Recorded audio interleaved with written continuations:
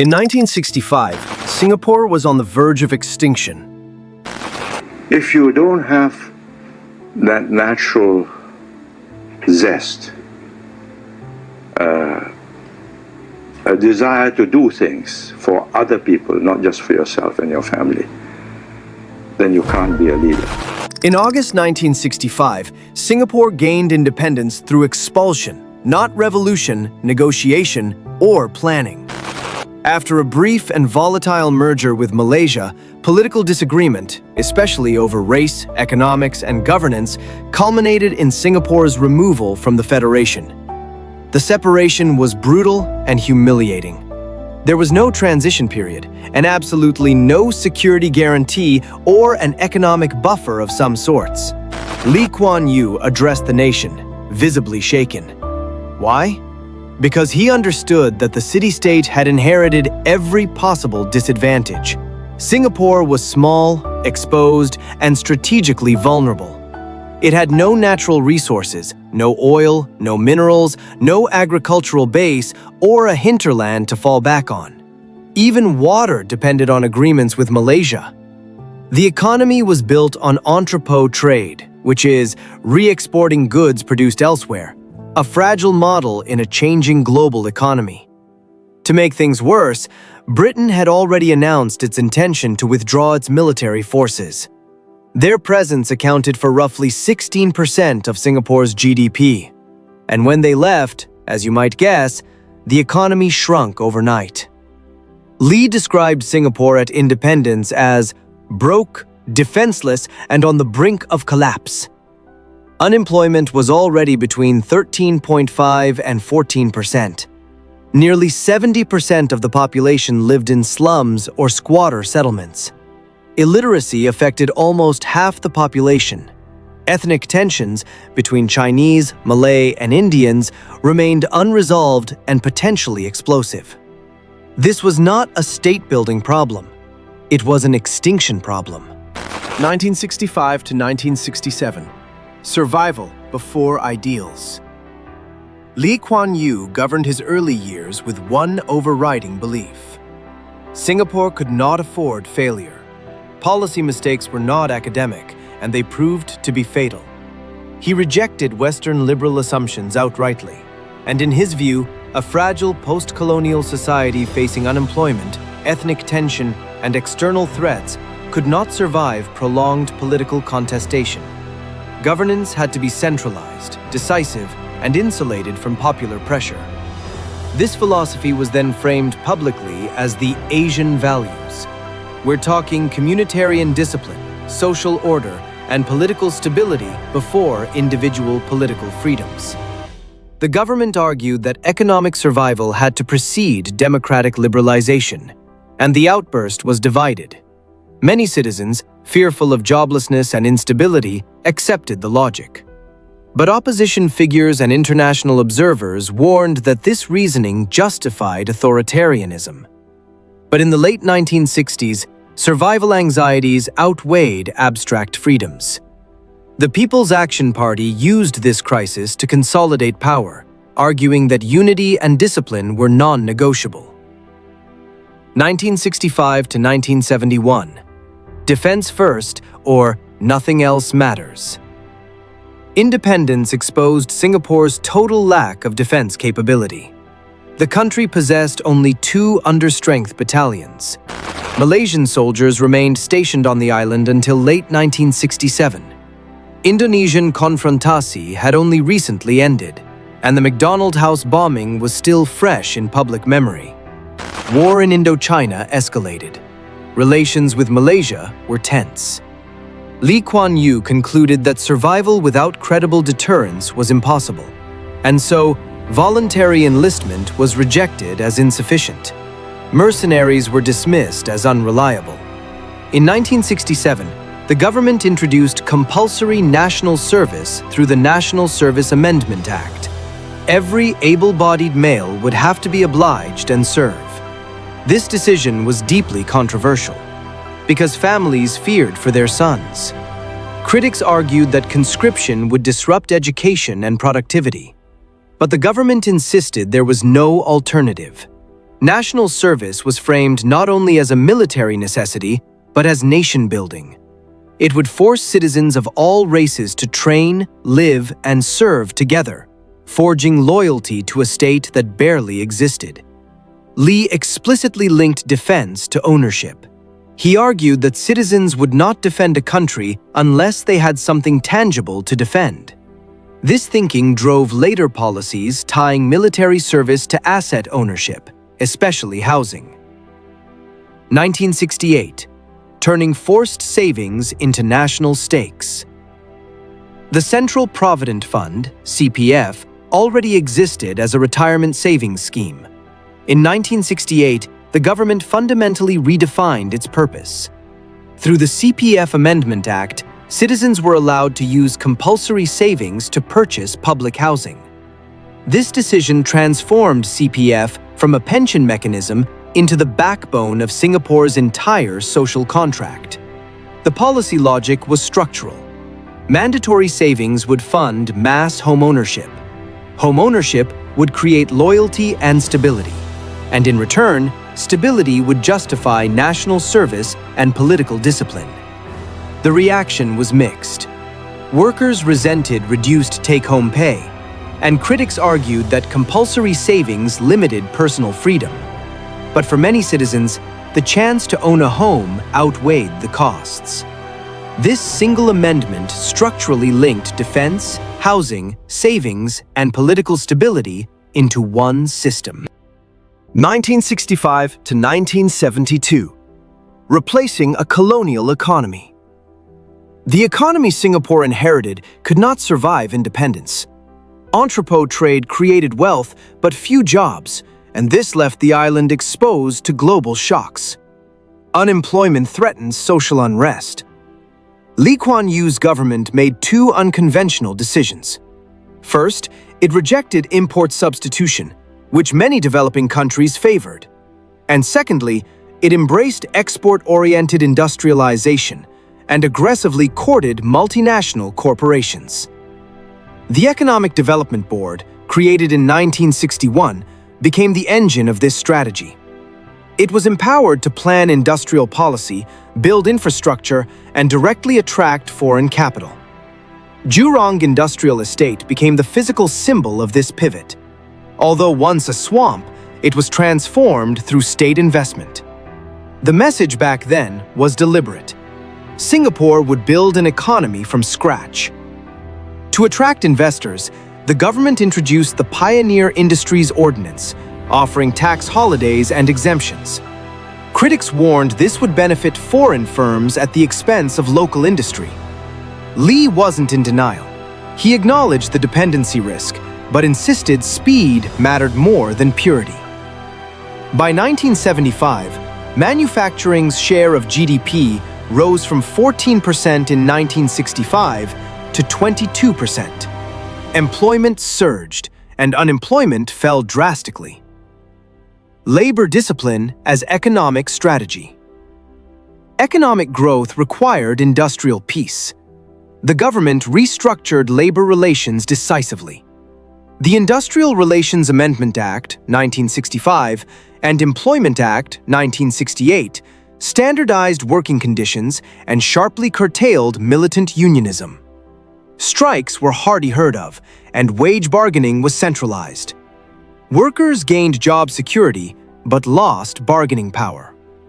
Critics accused the government of suppressing labor rights, and the government argued stability was essential for attracting investment.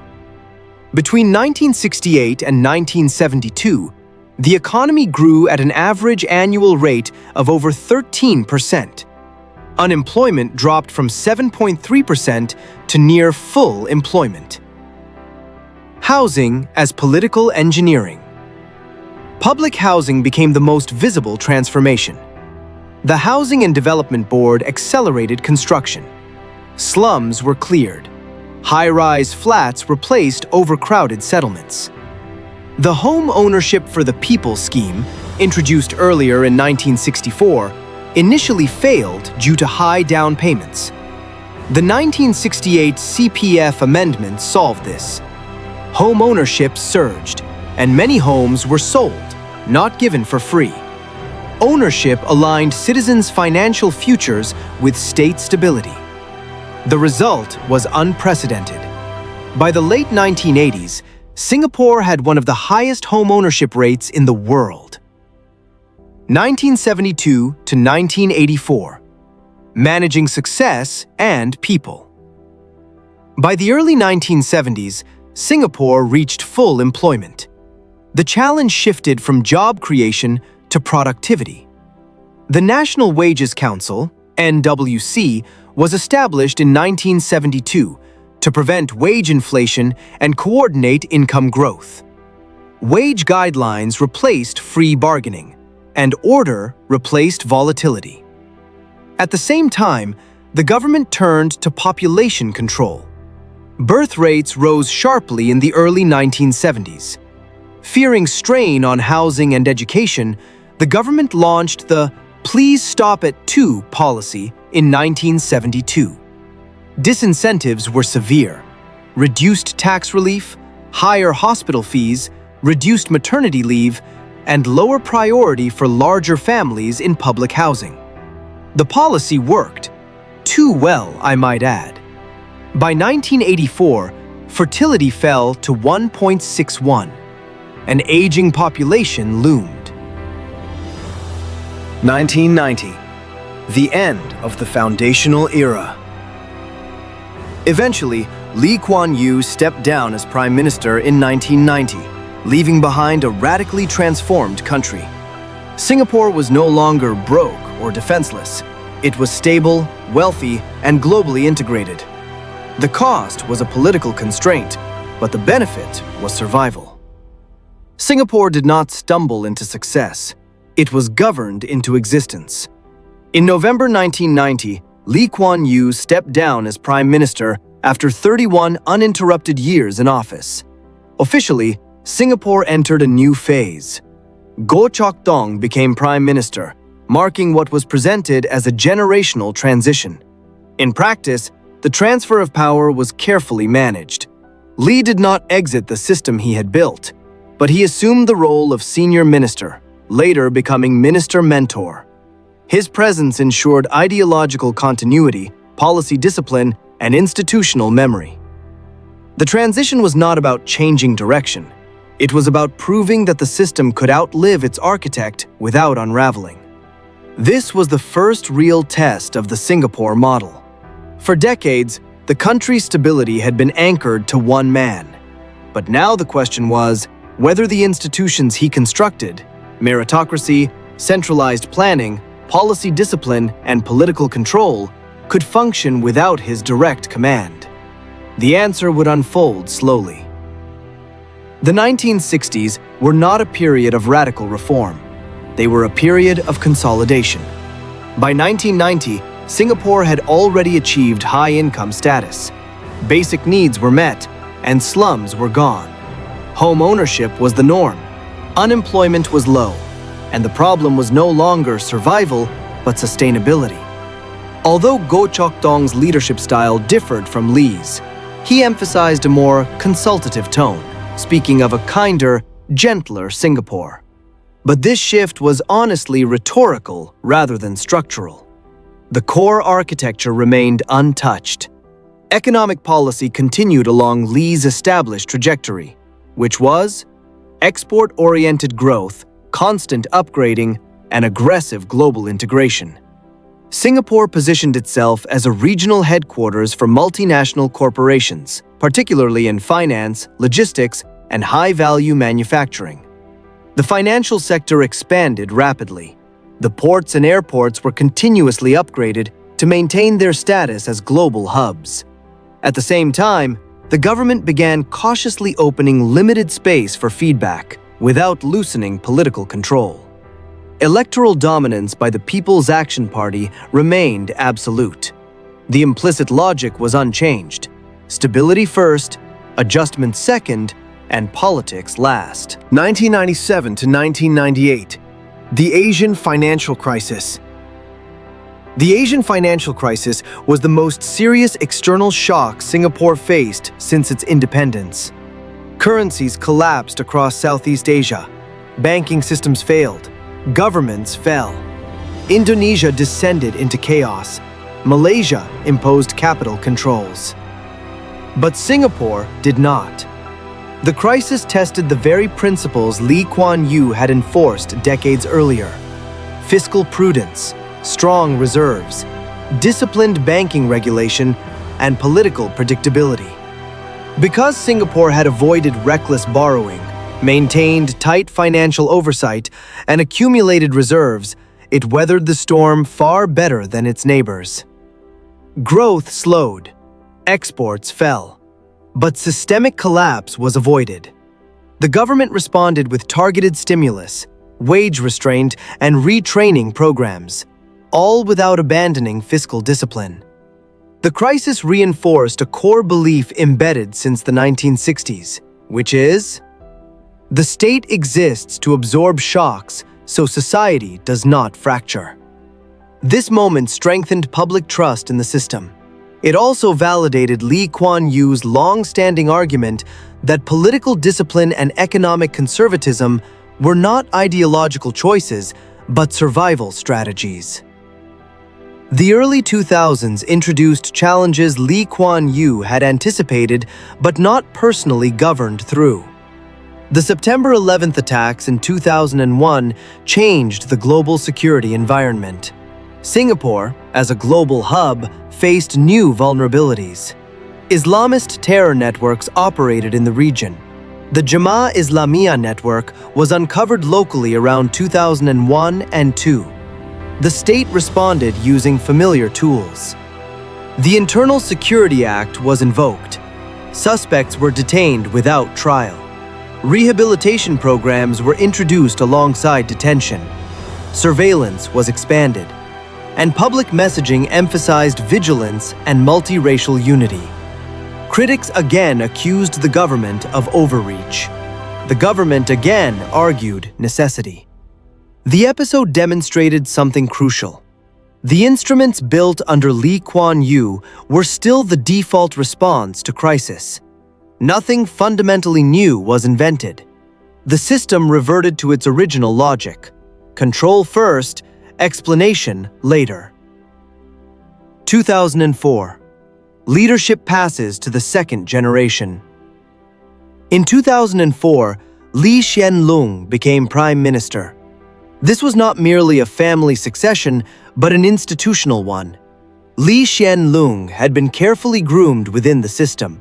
We're talking military leadership, economic planning, crisis management. His rise symbolized continuity, not disruption. By this point, Lee Kuan Yew had moved into the role of minister-mentor.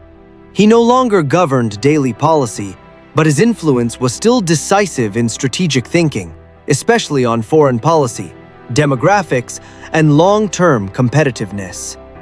Under Lee Hsien Loong, Singapore faced a different problem, which was success itself. High growth had driven up costs, and inequality widened. Foreign labor inflows increased. The social compact, built on discipline and material improvement, came under strain.